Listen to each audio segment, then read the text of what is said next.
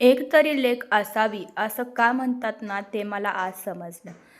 बघा मला थोडंसं काहीतरी होतंय असं म्हटलं, तर माझ्या लेकीनं काम सुरू केलं बरं का लगेचच. छान अशी बाहेर रांगोळी काढली. आज मी काढलीच नव्हती आणि देवांची देवपूजासुद्धा तिनं करून घेतली आहे बघा.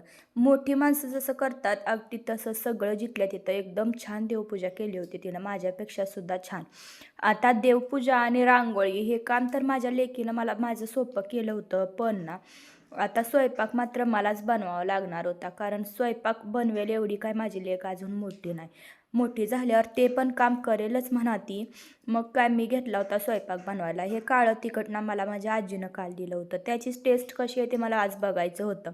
त्याच्यामुळं ते मी भाजीत टाकलं आणि जास्त तिखट आहे का कमी तिखट आहे हे काय मला माहिती नव्हतं. त्याच्यामुळं अगोदर मी थोडंसंच टाकलं होतं आणि मसाला डब्यामध्ये पण ते भरून ठेवलं. तिखट तर एकदम छान आणि लाल भडक होतं बरं का. त्याचा वास पण एकदम छान येत होता. भाजी कशी होते ती पुढं समजेलच आपल्याला आता. आणि आज या नवीन कुकरचं उद्घाटन पण मला करायचं होतं.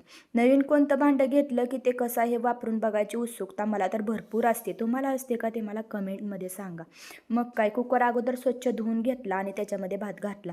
खरं तर मसाले भातच मला पहिल्यांदा कुकरमध्ये बनवायचा होता आणि रेसिपी पण शेअर करायची होती.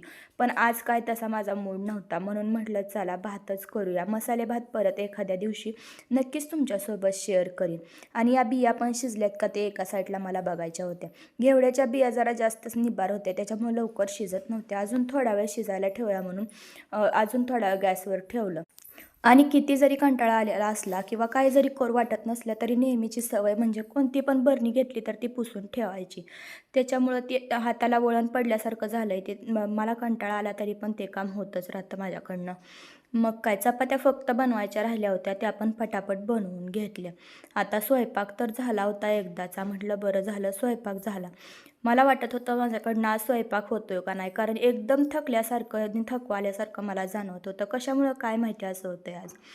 मस्तपैकी स्वयंपाक तर तयार झालाय बरं का आपला.